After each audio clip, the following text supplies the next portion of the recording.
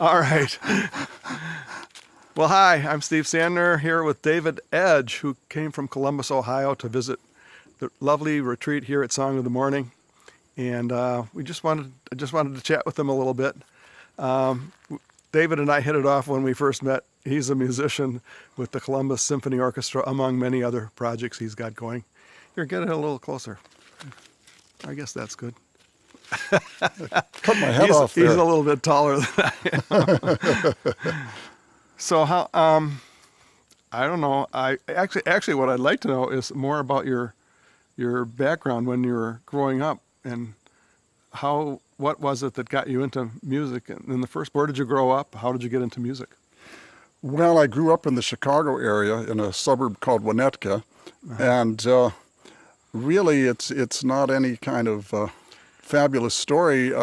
In the school I was in third grade, they had a demonstration of all the instruments, and I remember my mother picking me up from school and saying, "What instrument do you want to play?" And I said, "The violin." And that was kind of it. I think she tried to talk me into the viola for some reason. I don't know why.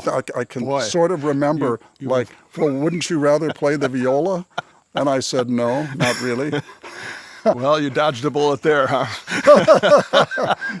It might have been fifth grade. I can't remember. I was about 10 years old, 10 or 11 years old when I started the violin. So that was it. I started and just, I had already taken a year of piano, and I knew how to read music, and I took to it gradually. I didn't know you played piano. That's a year and a quarter on piano. I got through Clementi Sonata or something,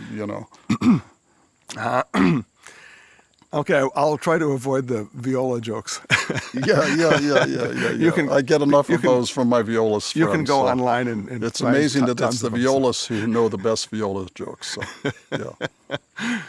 All right, and then eventually you got into high school and did, which was, you've told me before, it was New Trier High School. New Trier High School, yes. It was quite a good high school. They had a good music program. I played in the orchestra. I had a bunch of friends who were musicians, and we used to get together on the weekends and play chamber music, string quartets or trios or whatever. I had a good friend who used to play duets with. So, we were all encouraged and kind of encouraged one another. And by the time it was time for college, I decided this was the route I was going to take. So I applied to one college for early admission, and I got in, and that was it. Very different story than most of the kids are doing nowadays. I had a violin student not too long ago that applied to 10 colleges. He got into 9 out of 10. Wow. But nowadays they're competing for the best scholarship. Back then, for my parents, it didn't matter. As I remember, tuition for one semester at Indiana University was something like $720. And room and board must have cost something, but... Times have changed. Times have changed, yes. And that's where you went, Indiana I went to Indiana in University, yes, in Bloomington, yeah. Yeah, and that's got a reputation as being a very good music school. And that's where I discovered meditation. I was... well, I'm just going to get into that. Yeah. We're kind of merging the ideas of music and meditation. I didn't really find them together like that. I had been taking a philosophy course, might have been junior year, and we were reading Plato.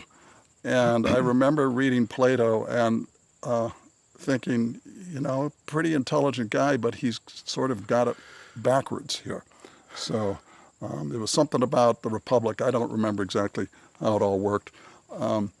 And then I picked up a book in the bookstore by Maharishi Mahesh Yogi. It was called The Art of Living and the Science of Being. And I got about a third of the way through it and kind of said to myself, yeah, he's got it. And I didn't finish the book because he kept repeating himself.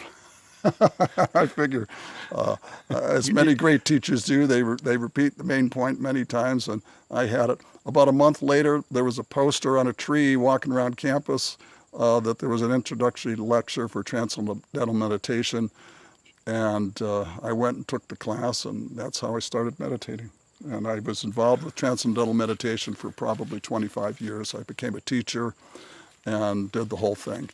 And since then, I've branched out and sort of changed ships. Now I'm doing a program taught by Isha Yoga. And actually, strangely enough, or maybe not so strange, before I ever read Plato or found Transcendental Meditation, I read Autobiography of a Yogi. It was one of the first spiritual books I read. And I was talking to Ian yesterday and trying to remember whether I read Autobiography first or Be Here Now first. Those were the days. Yeah. Those were the days, yeah, exactly. So, well, our founder here at Song of the Morning, Yogacharya Oliver Black, really liked Maharishi. He would refer to him once in a while, and liked the idea that he came and kind of sparked a little spiritual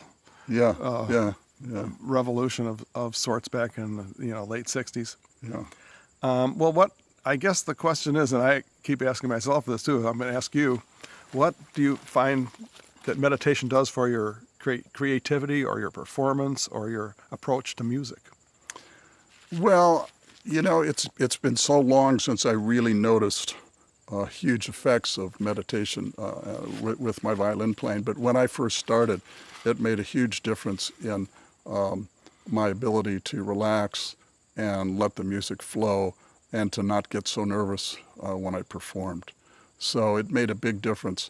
As years went on, I became sort of used to the whole thing. I remember years ago, I did a lecture around town about meditation and music, and talked about how so many of the great composers felt like their music was inspired by God, and how the silent aspect of life is built into music, that the rests and silences in the music are just as important as the notes and the loud places, and it's the balance that great music causes you to get in touch with very deep levels of feeling, and the best music will cause you to get in touch with the absolute level of life also.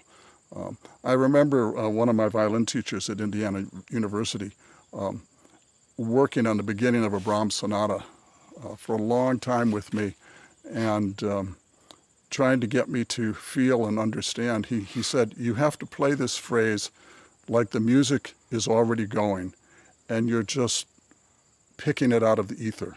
It's already there, and it doesn't just start when you start. It's already going, and you pick up on the phrase and continue it and basically manifest it. So pass it on to others. Pass it on to others, yeah. So he was very in tune with this also. Huh. Yeah. Well, that's interesting. I know as a jazz musician, it helps my creativity. And you say the ability to relax.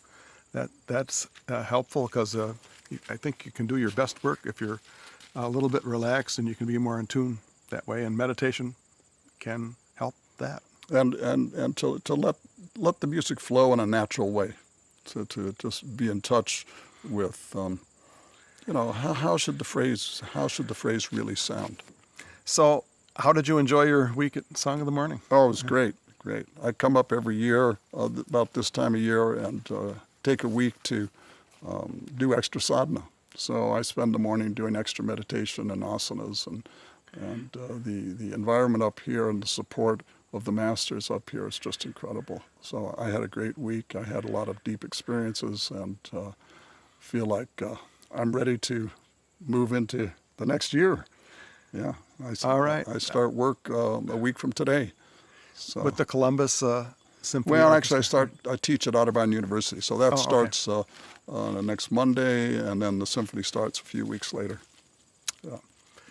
Well, that's great. Thanks, David. Good to talk to you, and I'll see you next year, if not before. Maybe, who knows? Sooner the better.